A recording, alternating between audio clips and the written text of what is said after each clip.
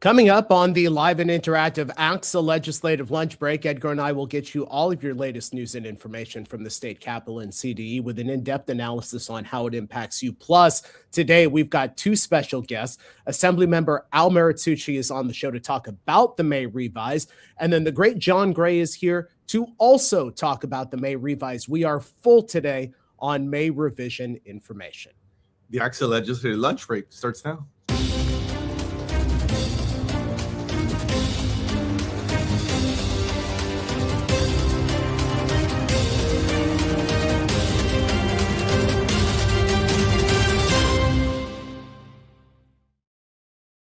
And it's just after 1 o'clock. We welcome you on a Wednesday to the live and interactive ACSA Legislative Lunch Break, along with Dr. Edgar Zaswata, ACSA's Executive Director. I'm Naj and Edgar, ACSA's Senior Director of Marketing and Communications. Welcome. We are honored to have you with us today. Go ahead and jump into the chat and say hello and let us know where you're watching from. Edgar, I made mention of this right before we came on. There were 51 people waiting for this show for us on our various broadcast channels. So obviously our viewers know we've got two great guests to talk about perhaps the most important thing happening in public education here in California. I know the budget always brings out folks. I know we were talking about you while you weren't here last week, Naj, celebrating your daughter's graduation. But we were reminiscing about how it's one of your favorite days of the year. Yeah. And so it takes a lot to get Naj out of the chair on budget day, but obviously for a very good reason there. But yeah, I know there was a lot to talk about. We, as always, here come the pictures. Here come the pictures. I don't even know why that one popped up. Okay, that one's safe. I'm good with that. You know, like every year I do this, I was like, stop talking about it because I know what's coming. But a lot to talk about, a lot to dive in. I'm excited, obviously, as John is here, and I'm really excited to get a few minutes to chat with Assemblymember Muratsuchi, who has a few things going on as well. Yeah. And I will acknowledge that I was just wiping my forehead. The HVAC is still not working here in the ACSA building. Look, Michael was giving me a hard time last week that I was sweating it out with everybody. I've learned more about HVAC digital boards here in the last couple of days than I care to, but yeah, we're here. A little warm in the office, but we're warm. Yeah, my apologies if I'm wiping away sweat off my forehead. It is much warmer today than it was yesterday. Let's get you just a few details because last week the governor released his May budget revision. You heard about it during last week's broadcast. The revision includes $151 billion for TK through 12 education, with the Proposition 98 guarantee calculated at $127.1 billion in 26-27. The administration notes that this is an increase of about $6.4 billion more than in the governor's January budget proposal. However, the May revision does maintain a withholding down from $5.6 billion to $3.9 billion. We'll ask both of our guests about that in just a moment. There's also the LCFF COLA at 2.87%. And Edgar, this is really our first opportunity. In the 5+ years that we have been talking about the May revision here on the ACSA Legislative Lunch Break, we actually have a member of the Assembly who is part of the process, part of this budget process. Al Muratsuchi will join us in just a moment. But Edgar, I really kind of want to take a moment to examine how we got to the point, because Mr. Muratsuchi is our ACSA-endorsed candidate for the State Superintendent of Public Instruction. Yeah, I know. I saw Dr. Darrell Kemp there in the chat, and big kudos to him and the rest of the executive board and the broader board of directors. When we say it was a robust process, as Al Muratsuchi could speak for himself. I mean, I think our board took this very seriously in terms of interviewing a whole slate of candidates, in some cases bringing them back for multiple interviews, taking feedback from the regions. And at the end of the day, our board felt real strongly, unanimously, that Assemblyman Al Muratsuchi is the best person to lead the state here in this important work as superintendent of public instruction. And I would say for a couple of reasons. One, it's he has a long-standing relationship with this organization. I know folks that watch this show has seen him be on here numerous times. He's a constant at our at our events, but it goes beyond that. It's the, showing up is the first place, right? But then it's what do you do with those platforms? He's been one of those who's been in the legislature going back all the days to when LCFF was enacted, and he's just been such a consistent voice to education as a whole. But I would say what's special even for our folks and the folks who are watching this, and I think this comes from his practical experience, not just as a legislator up here,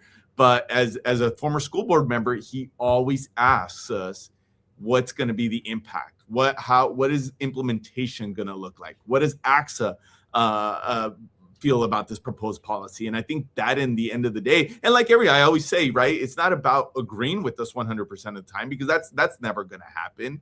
But it's how does he take our feedback? And for that, and Bear's using just his track record in the legislature, his depth of knowledge on these pieces, it was a strong endorsement from our board. And one of the reasons why we're urging our folks here in a few weeks, and our ballot's already out. So if you haven't already done so, we definitely are encouraging folks to vote for Al Muratsuchi. Yeah, and we'll talk about the election in just a moment. Let's go ahead and bring in our guest right now.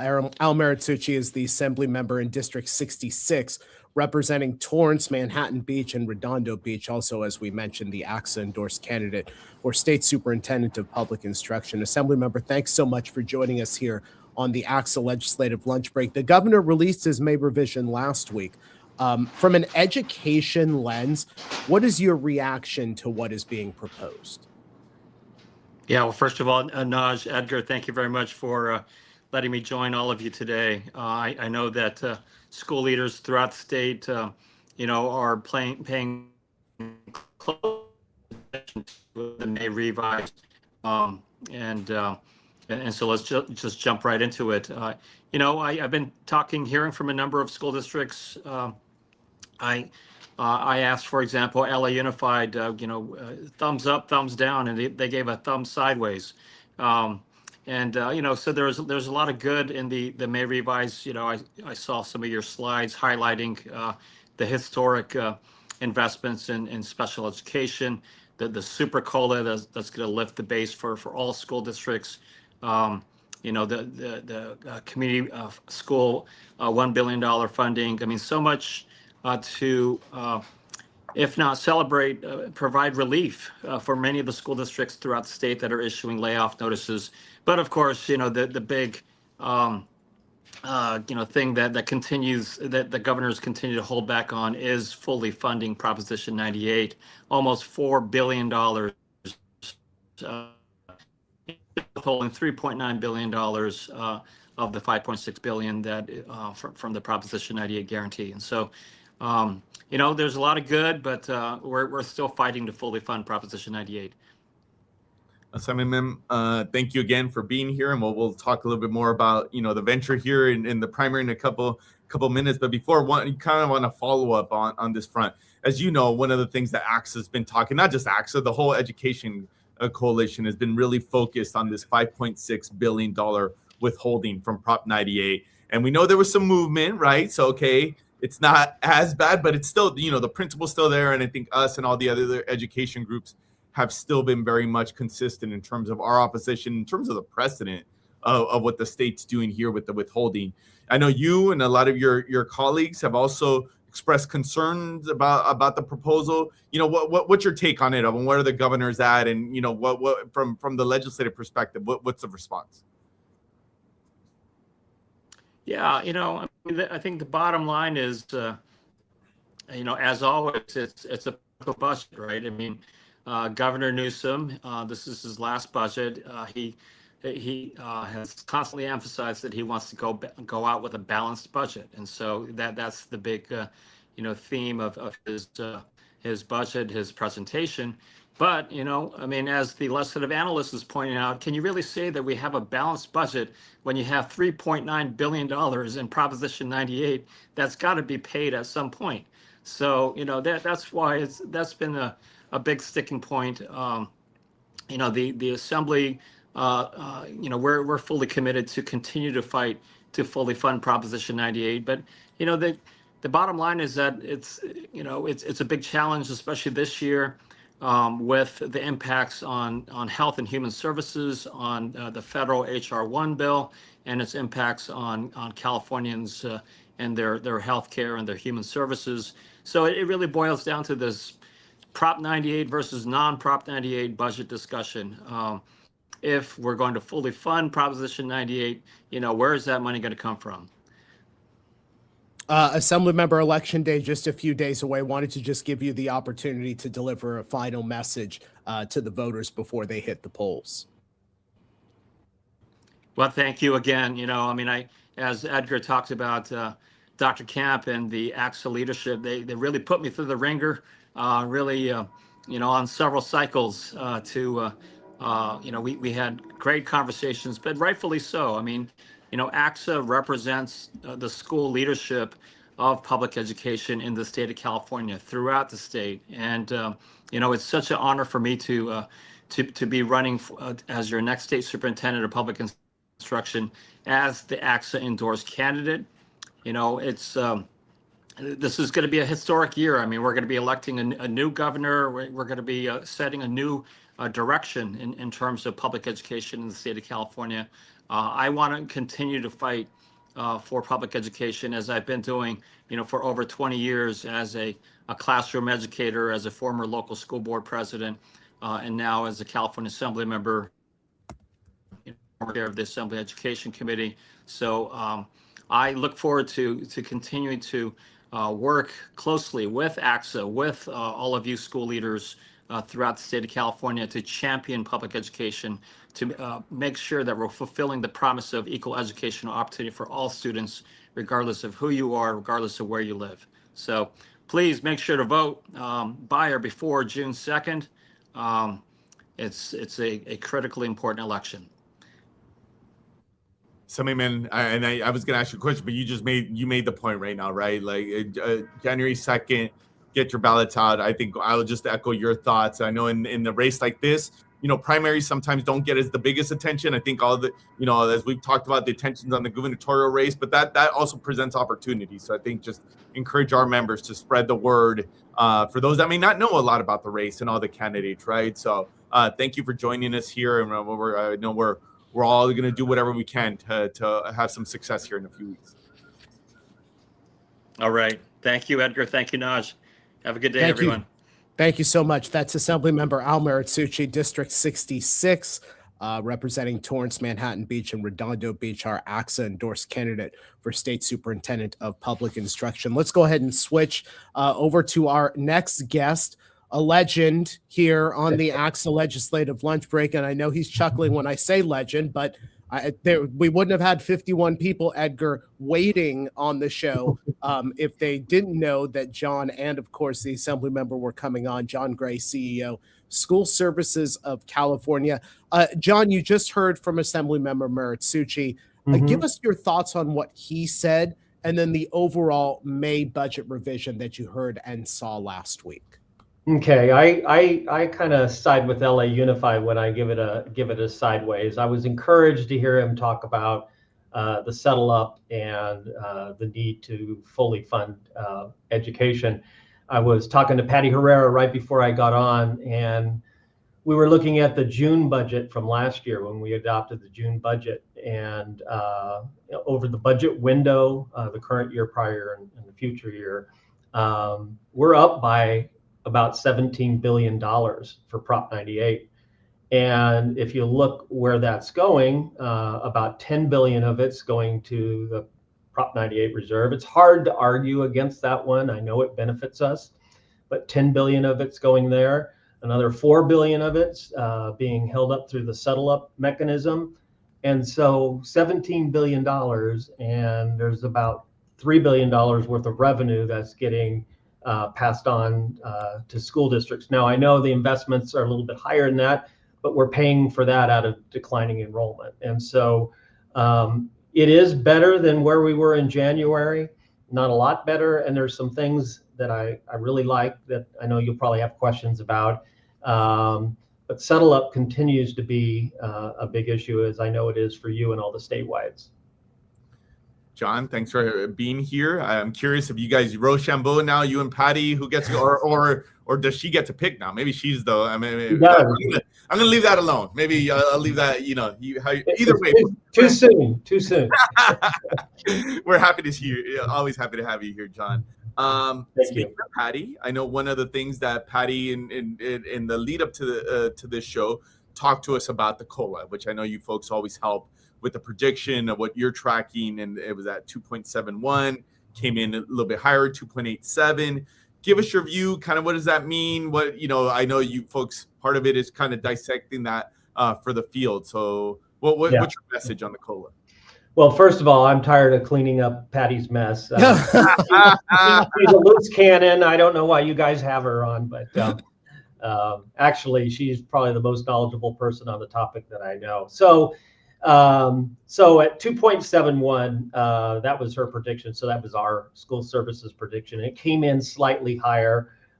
Some of the economic factors that drive the implicit price deflator, started ticking up as we're starting to see inflation tick up. The good news is when we see the out-year COLAs that the Department of Finance is providing, and we do our own analysis, and those are going to be ticking up a little bit, but that's in recognition that cost of doing business is going up.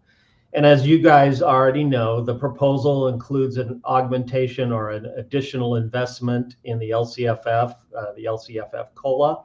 So the 2.87, there's an additional 1.44% added to that. We're careful on how we talk about that, and we've talked to FICMAT. So what your members are going to see is they're going to see the statutory 2.87 COLA in the dartboard. They're going to see an augmentation of 1.44 to get to the 4.31. The issue we have, we're fine with adding money to the cost of living or adding money to the LCFF under the current formula. But when you think about what a COLA is and what it's supposed to do, it's an inflation data point on the cost of doing business for state and local governments. And so it should you should be able to do what you did the prior year by paying for it because it costs more this year. And you usually don't get handed a bill or something else that money is used for. And I know you guys are aware, but there are some strings tied to that, paid pregnancy, disability leave. We're not against that at all. But the fact that that's being sort of an add-on that's going to take up some of that. Now, you'll hear from the state, their estimate is, it's like only 200 million, something like that, and we're giving you 900 million. Still, we're not thrilled with that. And it's going to impact everybody differently. If you have a lot of young teachers or employees, it could impact you differently. So if you're a growing district, things like that. And the augmentation is only to the LCFF. We have a lot of other programs that are being funded out of other pots of money that aren't getting the additional augmentation. And so we're happy that more money is being put and distributed through the LCFF in the form of a cost of living adjustment to the base. Not really thrilled that, there is actually some extra strings attached to that. It's going to be interesting at the bargaining table. And so I think there's going to be a push from labor to go get the whole 4.31, but districts are going to really have to be careful on how they talk about that. And they need to show the additional estimated costs that the district has that is taking part of that up. So. John Gray, CEO, School Services of California, joining us here on the ACSA Legislative Lunch Break. If you have a question for John, go ahead and throw that into the chat. John, Proposition 98 withholding. The January budget proposal included a $5.6 billion withholding. Now it sits, according to the May revision, $3.9 billion. And Edgar has talked about it. We talked about it with the assembly member. Education community not happy about this withholding, no matter what the figure is. Right. When the budget is ultimately signed, will lawmakers still be including this withholding? What's your prediction on that? My prediction is yes. I think it's an easy out. A lot of them aren't going to be happy with it. Here's the issue that, and I know we've talked ad nauseum about this, so I'll just keep it to the issues that I think are really big now.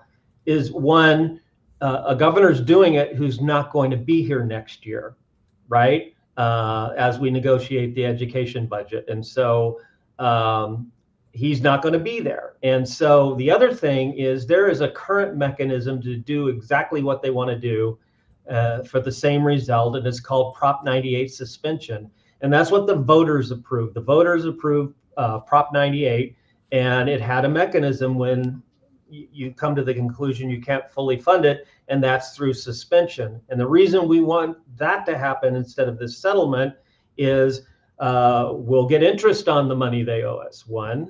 Two, there's certain mechanical issues with suspension that guarantees we get paid back during a certain period of time.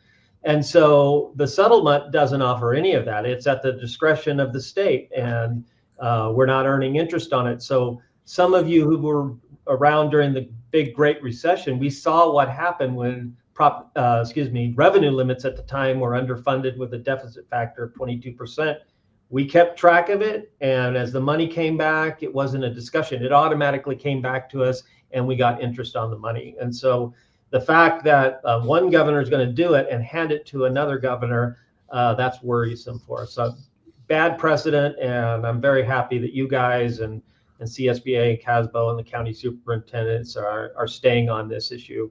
I think it's a big deal, and the voters approved a mechanism to do exactly what they want to do, and they're not doing it.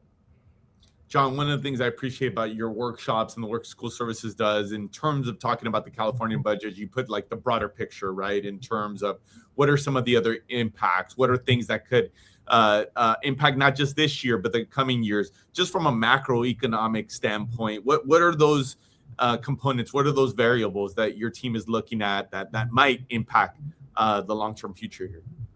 Yeah, so great question. So when you talk about the growth in Prop 98, and I know you guys watch this, the Department of Finance, when they come out with their bulletins, we saw that revenues were ticking in higher than projected by the governor in January. All good news. A lot of that is driven by what I think UCLA refers to it, and we watch them very closely, as a bifurcated economy, where artificial intelligence is one of the big drivers. There's also the stock market that's tied to artificial intelligence, is raising that. Because we have a system where we tax our wealthiest Californians, they fund the big part of our state budget, that's all doing very well. And so the creation of data centers for the AI, that's big business, that's driving California's GDP up. And if you look in the rearview mirror, we're pretty much number one at those data centers, creating all that infrastructure for AI.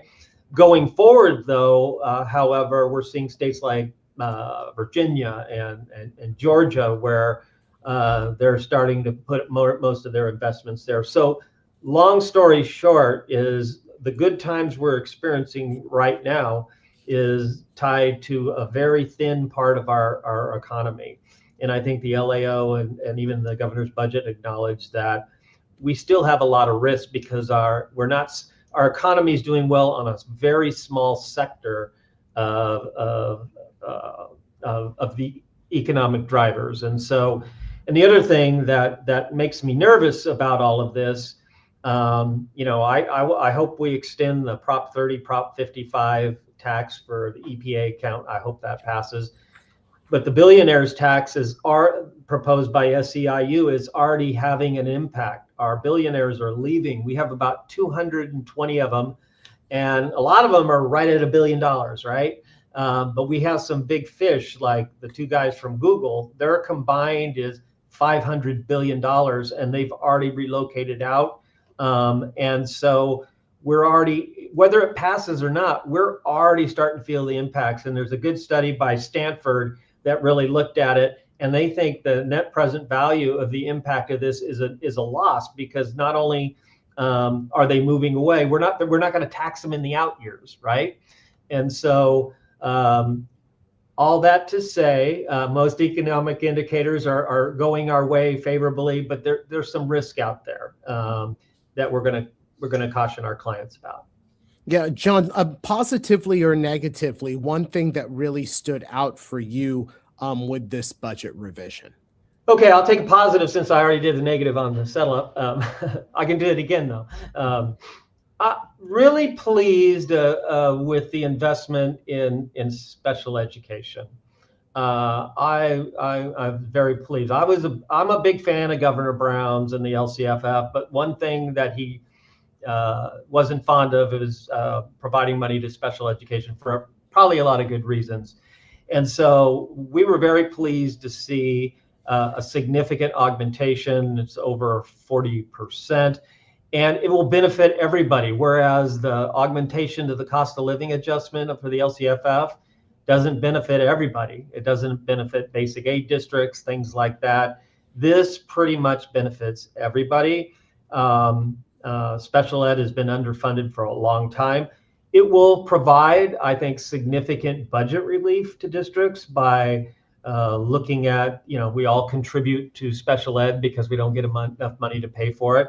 And it's pretty significant, the investment. If they took that investment and changed it into a COLA, it would be like 2.83% COLA, right? And our estimates is that infusion, if it went just entirely to the contribution, statewide contributions would go down by about 17%. Now it's going to affect different districts differently, whether you're a member of a SELPA or you're your own SELPA. But I have to say we were very pleased that that investment was made into special education and long overdue. John, one more question for me here.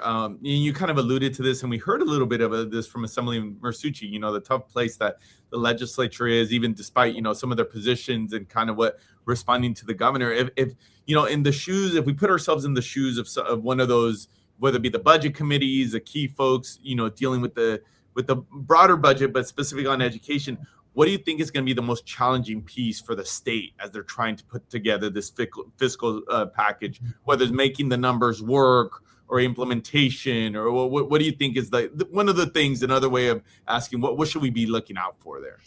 Yeah.